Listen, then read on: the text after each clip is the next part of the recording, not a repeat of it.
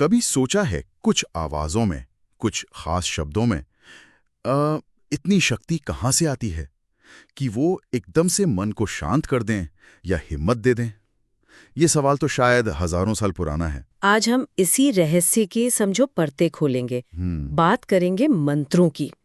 ये सिर्फ आप जानते हैं पूजा पाठ वाले शब्द नहीं हैं। नहीं, बिल्कुल नहीं। बल्कि मन को साधने का, शांति पाने का एक गहरा विज्ञान भी है और आध्यात्मिक तरीका भी। सही। तो आज हम यही समझेंगे कि ये मंत्र आखिर काम कैसे करते हैं और कैसे हमारे अंदर की शक्ति और स्थिरता को जगा सकते हैं।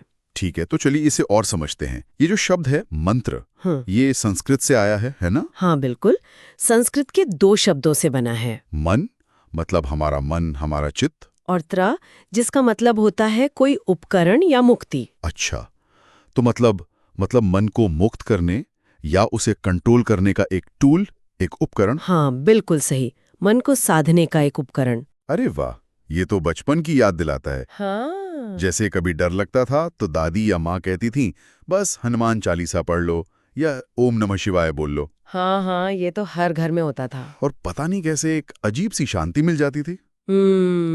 आज की भागदौड़ वाली लाइफ में भी मैंने देखा है, कोई बड़ी प्रेजेंटेशन हो या कोई मुश्किल फैसला लेना हो, लोग मन शांत करने के लिए इनका सहारा लेते हैं। हाँ, ये बहुत कॉमन है। दरअसल यहीं से बात दिलचस्प हो जाती है कि ये काम कैसे करते हैं। हाँ बताइए। तो देखिए, इसके पीछे कई पहलू हैं। पहला और सबसे अहम है ध्वनि कंपन, यानी साउंड वाइब्रेशंस। साउंड वाइब्रेशंस, अच्छा। हाँ, हर मंत्र के उच्चारण से एक खास तरह की ध्वनि और कंपन पैदा होती है। जैसे ओम का जाप है। हाँ, ओम। उसकी जो ध्वनि है, उसका जो वाइब्रेशन है, वो हमारे शरीर और नर्वस सिस्टम पर एक शांत करने वाला असर डालता है। इस पर तो कई स्टडीज भी हुई हैं। अच्छा। दूसरा है मन की एकाग्रता, फोकस। फोकस। हमारा मन तो घोड़े जैसा है, इधर उधर भागता रहता है। हाँ बिल्कुल। तो मंत्र जाप क्या करता है, वो मन को भटकने से रोककर एक जगह, एक बिंदु पर टिकाने में मदद करता है। इससे वो जो बेवजह की सोच चलती रहती है ना, ओवर थिंकिंग, वो कम होती है। सही बात है। फिर तीसरा पॉइंट है संकल्प शक्ति, मतलब इंटेंशन की पावर। इंटेंशन कैसे? हर मंत्र के साथ ना एक भावना या एक इरादा जुड़ा होता है। जैसे गायत्री मंत्र है, वो ज्ञान और स्पष्टता के लिए है। अच्छा। या फिर महामृत्युंजय मंत्र, वो स्वास्थ्य और सुरक्षा के लिए माना जाता है।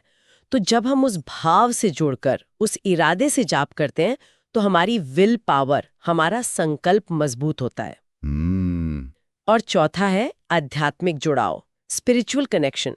बहुत से लोगों के लिए मंत्र एक पुल की तरह काम करते हैं, जो उन्हें चेतना के गहरे स्तरों से या कह लीजिए किसी उच्च शक्ति से जोड़ते हैं। कनेक्शन। हाँ, जिससे उन्हें अंदरूनी शक्ति और एक तरह की शांति महसूस होती है। और ये जो आपने फोकस वाली बात कही ना, ये सिर्फ ध्यान नहीं, ये तो ऐसा लगता है जैसे दिमाग की वायरिंग ही बदल रही हो, है ना?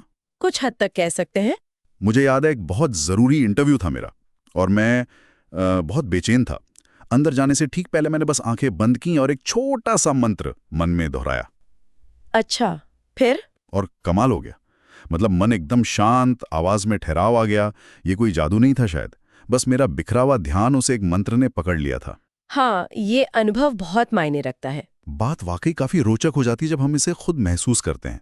और अगर हम इसे बड़ी तस्वीर से जोड़ें तो भारतीय संस्कृति में तो मंत्र रचे बसे हुए हैं। हाँ, ये तो है। जन्म से लेकर शादी तक, हर शुभ काम की शुरुआत में, पूजा में, हर जगह मंत्र हैं।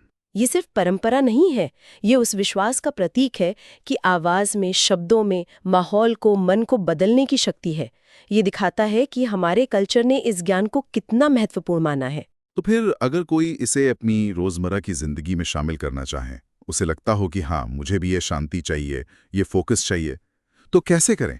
आसान तरीके क्या हो सकते हैं? बिल्कुल। और यहाँ एक महत्वपूर्ण सवाल उठता है कि इसे प्रैक्टिकल कैसे बनाया जाए, रोज कैसे किया जाए। हाँ, तो शुरुआत बहुत आसान हो सकती है। पहला, कोई भी एक मंत्र चुन ले जो आपको ठीक लगे, जिससे आप जुड़ाव महसूस करें। छोटा सा ओम हो सकता है, सोहम हो सकता है, या कोई जाना पहचाना मंत्र जैसे ओम नमः शिवाय। ठीक है। दूसरा, रोज बस 5-10 मिनट से शुरू करें, ज्यादा नहीं। सुबह उठकर या रात को सोने से पहले का समय अच्छा रहता है। बस 5-10 मिनट, ठीक है। तीसरा, आप चाहें तो माला का इस्तेमाल कर सकते हैं गिनती के लिए, या उंगलियों पर गिन लें, या बिना गिने भी करें। फोकस जरूरी है, गिनती नहीं। अच्छा। चौथा, जब जाप करें तो उसकी आवाज और उसके कंपन पर ध्यान दें। अगर बाहर शोर है या सबके सामने नहीं कर सकते तो मन ही मन जाप करें। मानसिक जाप भी उतना ही पावरफुल होता है। मानसिक जाप। और सबसे जरूरी बात, नियमितता, कंसिस्टेंसी। रोज का अभ्यास ही धीरे धीरे असर दिखाता है। हाँ, ये तो हर चीज में जरूरी है। बिल्कुल। और हाँ, अगर चाहें तो मंत्र का अर्थ समझ सकते हैं, उससे असर गहरा होता है। पर शुरुआत के लिए सिर्फ इरादा और प्रैक्टिस ही काफी है। परफेक्शन की जरूरत नहीं है। सही। तो इन सब बातों का सार क्या निकला? यही ना कि मंत्र सिर्फ पुरानी बातें या शब्द नहीं हैं, नहीं, बल्कि ये मन की शांति, बेहतर फोकस और अंदरूनी शक्ति पाने के लिए वैज्ञानिक आधार वाले शक्तिशाली उपकरण हैं। एक तरह से माइंड के लिए एक्सरसाइज। बिल्कुल सही कहा। ये मन का व्यायाम ही है। और अंत में एक विचार छोड़ना चाहूंगी जिस पर हम सब सोच सकते हैं। हाँ, जरूर। क्या मंत्र का असर सिर्फ उसके खास वाइब्रेशंस या उसके गहरे अर्थ से ही होता है, या फिर किसी भी शब्द या ध्वनि को जब हम एक लय में बार बार दोहराते हैं तो क्या सिर्फ वो रिदम और रेपिटेशन ही मन को शांत और केंद्रित करने के लिए काफी है? अरे वाह, मतलब सिर्फ दोहराव की शक्ति। हाँ, इस पर सोचने से शायद हमें रेपिटेशन की पावर का एक नया पहलू समझ आए।